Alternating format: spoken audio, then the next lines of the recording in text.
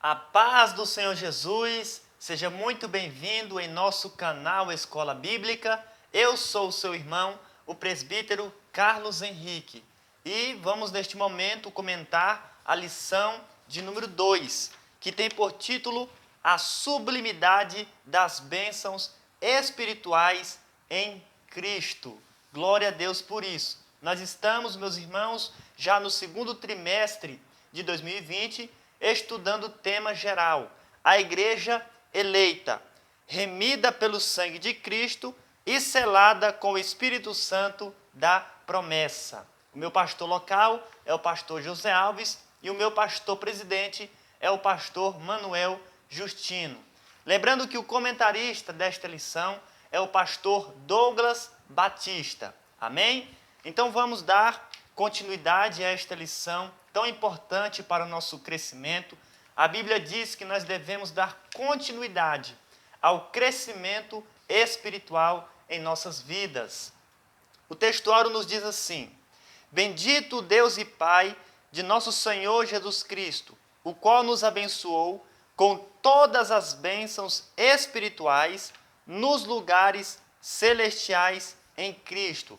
Efésios, capítulo 1, versículo 3. Verdade prática. Deus nos elegeu em Cristo, antes da fundação do mundo, para que desfrutássemos das bênçãos espirituais. Nós sabemos que o textuário é o texto de ouro, é o texto principal desta lição. Esta lição, ela gira em torno do textuário. Amém? E a verdade prática é aquela verdade que nós devemos praticá-la. Porque não adianta nada a gente aprender todo domingo pela manhã na sala de aula e não colocar em prática. Não é verdade?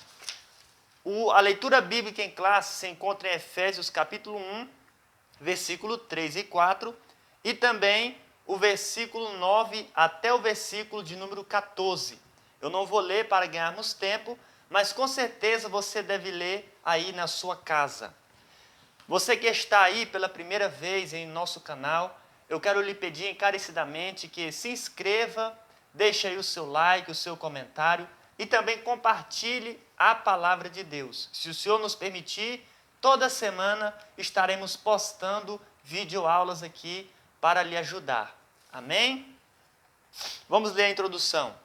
Nesta lição vamos abordar a grandeza, a excelência e a perfeição dos projetos divinos para conceder bênçãos espirituais aos seus escolhidos. Desde a eternidade, aprove a Deus executar um plano de restauração e reconciliação com a humanidade caída. Por isso que na carta o apóstolo Paulo se mostra profundamente agradecido pela revelação do mistério que estivera oculto desde todos os tempos. Ele nos convida a louvar e a glorificar a Deus pela sua bondade e misericórdia para com todos os pecadores. Glórias a Deus por isso.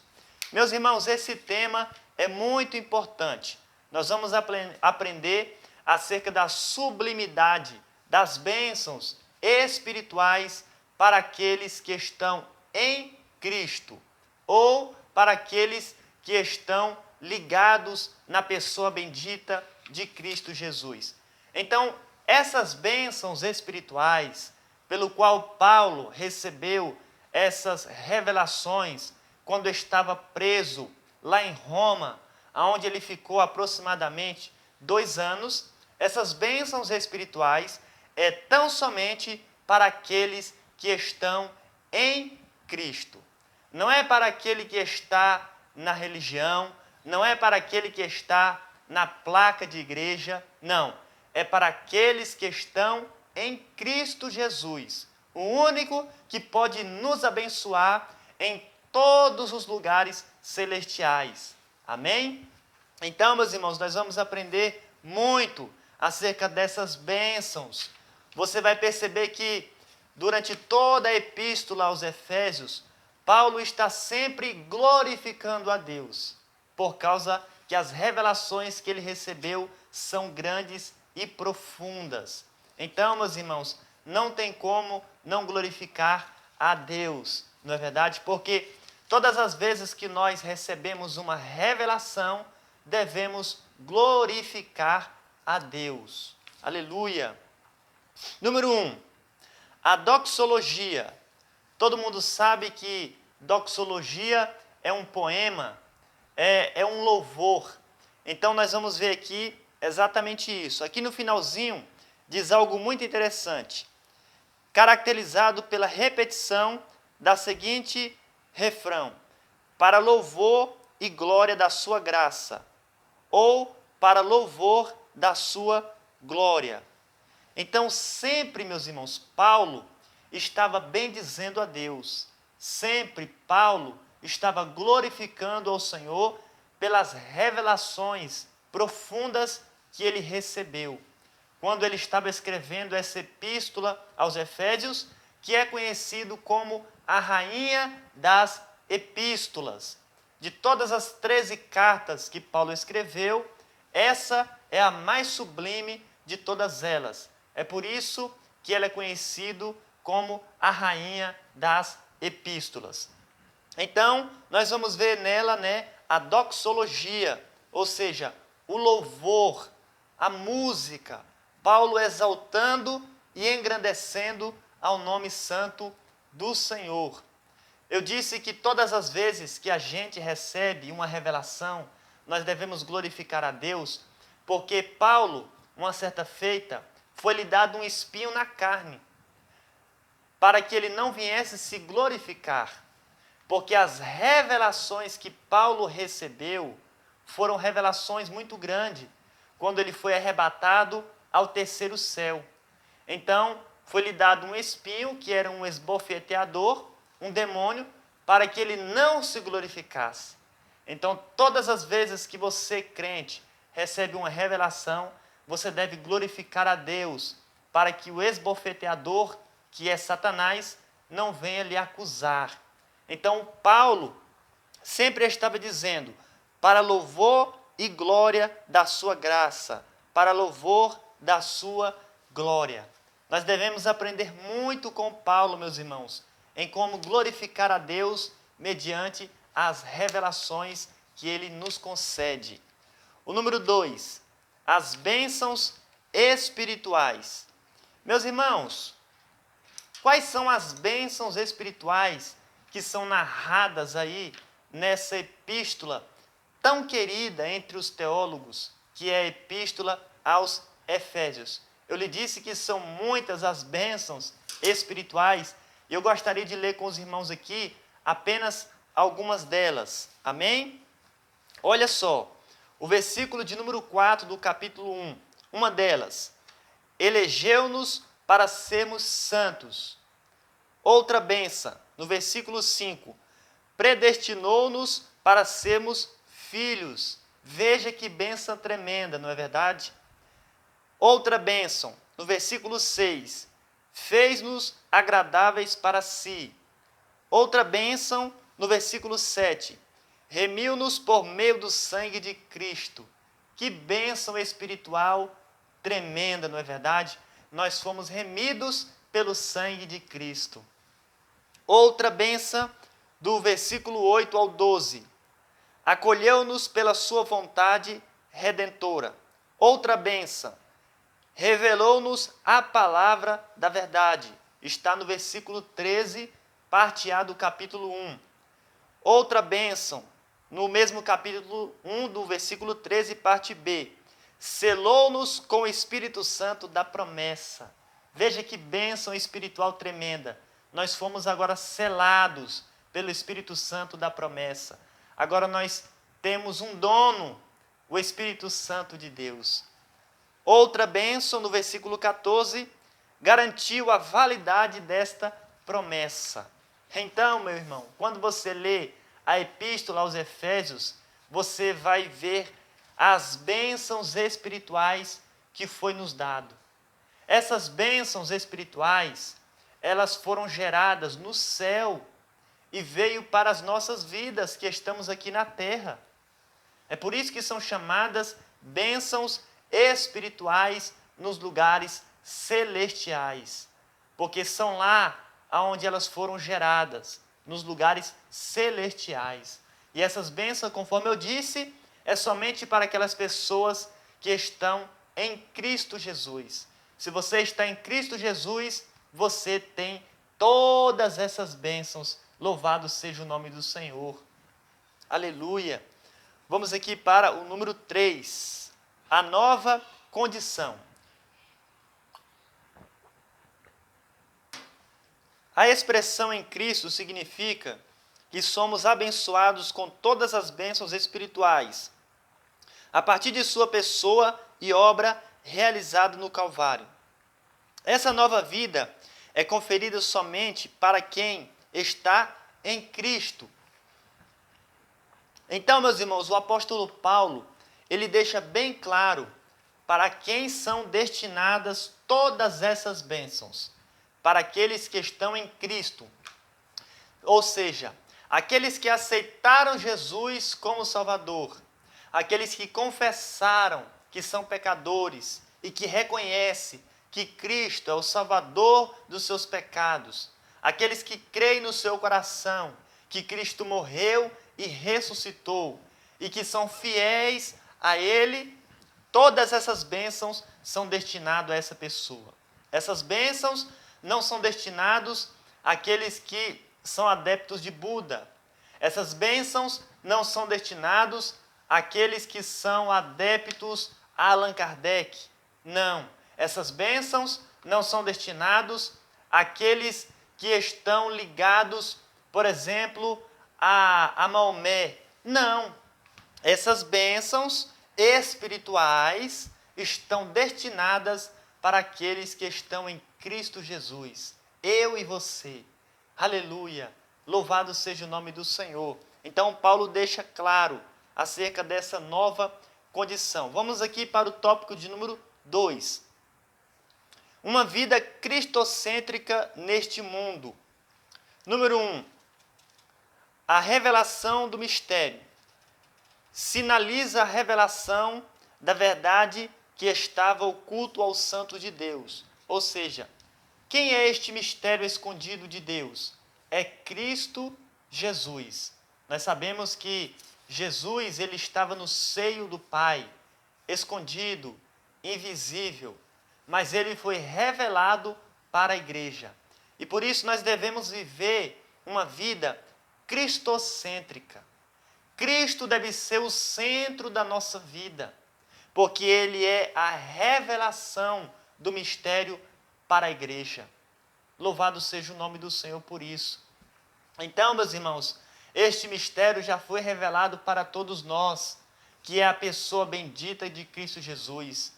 Desde Gênesis a Malaquias, você vai encontrar Cristo ali. Jesus disse assim: examinai as Escrituras, porque elas testificam de mim. Quando Jesus disse isso, meus amados e queridos irmãos, Jesus estava dizendo para examinar o Antigo Testamento, porque até então não havia Novo Testamento. Não havia nenhum livro a ser escrito quando Jesus disse isso no Novo Testamento. Então Jesus estava dizendo para examinar o Antigo Testamento, porque o Antigo Testamento testifica de Cristo. Em cada livro você vai ver Cristo. É claro que é um mistério, ele estava escondido, ele estava no seio do Pai. Ele não era conhecido como filho, não. Ele era conhecido no Antigo Testamento como Verbo. Então, ele foi revelado agora para a sua igreja. E hoje nós conhecemos ele. Louvado seja o nome do Senhor. Conforme disse Jó, não apenas de ouvir, não é verdade? Mas de poder ter a experiência com ele, pelas curas que ele fez em nossa vida, pelas libertações e principalmente pela salvação. Aleluia! Vamos aqui para o número 2. A plenitude dos tempos. Aqui no finalzinho diz assim. Aqui a palavra grega para tempos não é cronos, que traz uma ideia de cronologia, mas kairos, que refere ao tempo divino previamente determinado para que todas as coisas estejam sob o domínio de Cristo. Então, meus irmãos, Jesus, ele foi revelado para a sua igreja, na plenitude dos tempos. O que quer dizer isso? O tempo profetizado pelos profetas. Jesus, ele foi revelado para a sua igreja nesse tempo, em um tempo escatológico, em um tempo messiânico, conforme o comentarista desta lição nos diz, não no tempo Cronos, mas sim no tempo Kairos. O Cronos é o tempo do homem, o Kairos é o tempo de Deus. Então Jesus, ele se revelou para a sua igreja na plenitude dos tempos, no tempo Kairos, no tempo de Deus, e não no tempo dos homens.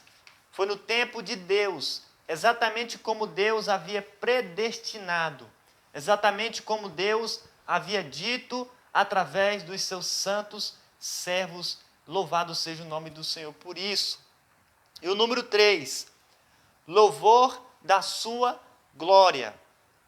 Ele ratifica igualmente que o propósito da eleição não é outro senão louvar e glorificar a Deus.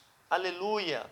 Então, meus irmãos, conforme eu já disse aqui, Paulo sempre estava louvando a Deus, porque esse é o propósito. A igreja, ela foi chamada, separada, para louvar a Deus. Nós não devemos atribuir honra, glória para outro ser, para um ídolo. Não. Nós devemos atribuir honra e glória tão somente para Deus. E todas essas revelações que Deus revelou para Paulo, nós vamos ver o apóstolo Paulo atribuindo honras e glórias a quem é digno, a quem merece, que é o nosso Senhor. Então nós devemos copiar Paulo. A Bíblia diz que toda boa dádiva vem de Deus. Tudo aquilo de bom que acontece na nossa vida, né, que não traz confusão, que não traz dor de cabeça, mas que enriquece, nós devemos sim atribuir honras e glórias a Deus. Você deve reconhecer o Senhor em todos os seus caminhos. Isso quer dizer o seguinte, que você deve reconhecer que aquilo veio de Deus. Você deve reconhecer que esse caminho, quem passou por ele, para entregar essa bênção na sua vida, foi Deus. Então, atribui honras e glória a Ele. Às vezes você vai para o seu trabalho, durante o dia, você produziu, você chegou bem em sua casa, e você não atribui honras e glória ao Senhor. Isso quer dizer que você não está reconhecendo Deus em todos os seus caminhos. Quem lhe dá o pão diário é Deus. Quem te livra de todo acidente no dia a dia é Deus. Então, quando você chegar na sua casa, do seu serviço ou de alguma viagem, atribui honras e glória ao Senhor, porque é Ele quem nos livra de todo mal. Foi Ele que revelou para Paulo todas essas bênçãos, meus irmãos, espirituais. E agora Paulo está passando para nós. É a sublimidade das bênçãos espirituais em Cristo. Vamos aqui então para o tópico de número 3. O Espírito Santo, penhor da nossa herança.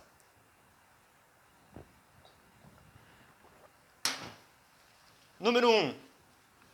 O selo do Espírito Santo. E que por meio da fé se rende a Cristo. Recebe o selo do Espírito Santo no momento da conversão. Aqui, meus irmãos, o comentarista desta lição, pastor Douglas Batista, ele está dizendo qual é o momento em que o cristão recebe este selo. O selo do Espírito Santo é mais uma bênção espiritual. Amém? Nós não podemos fugir desse tema, que é a sublimidade das bênçãos espirituais para aqueles que estão em Cristo. Então, aqueles que estão em Cristo recebem esta bênção, o selo do Espírito Santo. Aleluia! Louvado seja o nome do Senhor.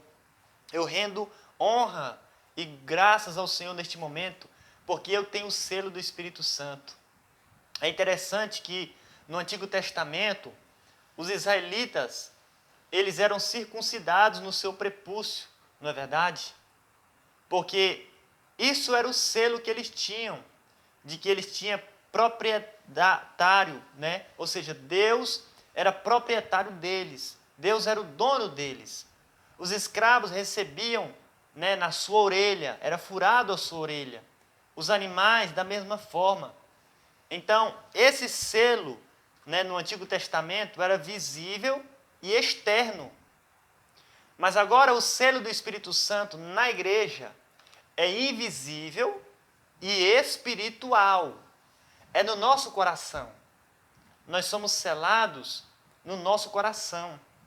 É interessante que no Antigo Testamento somente os homens eram circuncidados no seu prepúcio, as mulheres não. Hoje, na igreja, tanto o homem quanto a mulher têm o selo do Espírito Santo. Aleluia!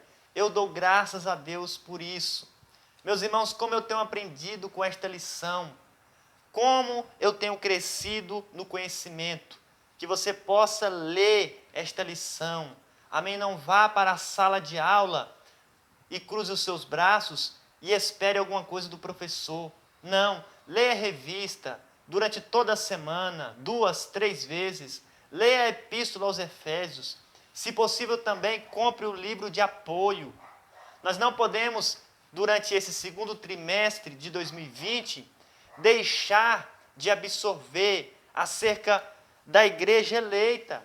Nós temos que aprender acerca de todas as bênçãos espirituais que são concedidas à igreja. São muitas. Você percebe que hoje os crentes só querem saber das bênçãos materiais e não estão preocupados com as bênçãos espirituais. Mas a Bíblia diz que nós devemos dar crédito às bênçãos espirituais e as bênçãos materiais vão ser consequência em nossas vidas. Então vamos saber quais são as bênçãos espirituais que são concedidos para aqueles que estão em Cristo. Leia a Epístola aos Efésios aí que você vai descobrir. Então, meus irmãos, aqui no número 1 está falando acerca do selo do Espírito Santo. O selo do Espírito Santo é concedido ao crente no momento, ou seja, aquela pessoa, no momento em que ela aceita Jesus. É na sua conversão. Você aceita Jesus como Salvador, automaticamente o Espírito Santo habita em você e ele já te sela. Você agora é selado pelo Espírito Santo. Então, mediante esse tema, nós temos que fazer uma distinção entre o selo do Espírito Santo e o batismo no Espírito Santo. O selo do Espírito Santo é quando aquela pessoa aceita Jesus como Salvador, o Espírito Santo vem habitar no seu espírito humano e ele já o sela. Amém? Você agora é selado, você tem dono. Deus é o seu dono. E o batismo no Espírito Santo é quando o crente é imergido por Jesus no Espírito Santo. Jesus mergulha esse crente no Espírito Santo e ele agora é batizado e ele agora vai falar novas línguas estranhas, que é a evidência do batismo no Espírito Santo. E o batismo no Espírito Santo é um revestimento de poder para que você possa testificar de Cristo. Amém? Número 2, o penhor da nossa herança. Aqui no finalzinho diz algo muito interessante. Paulo ensina que o Espírito Santo é o depósito que garante a nossa herança em Cristo. Tudo isso significa que aquele que tem o selo do Espírito Santo tem a salvação garantida. Então isso significa, meus irmãos, o penhor da nossa herança. Amém? É o depósito que garante a nossa herança em Cristo. Isso quer dizer que agora nós somos salvos, mas não salvos para sempre. Se você não manter a sua fidelidade a Deus, você pode perder a sua salvação. Se você abusar do seu livre-arbítrio, você pode perder a sua salvação. A Bíblia diz: ser fiel até a morte e dar-te-ei a coroa da vida.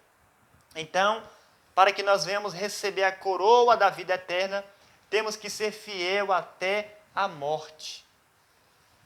Que Deus possa lhe abençoar em Cristo Jesus, que o Senhor continue lhe dando saúde, graça e paz, e que você também possa aí retribuir a mim, né, que me esforcei para lhe dar essa lição, se inscrevendo em nosso canal, e que o Senhor te abençoe em nome de Jesus.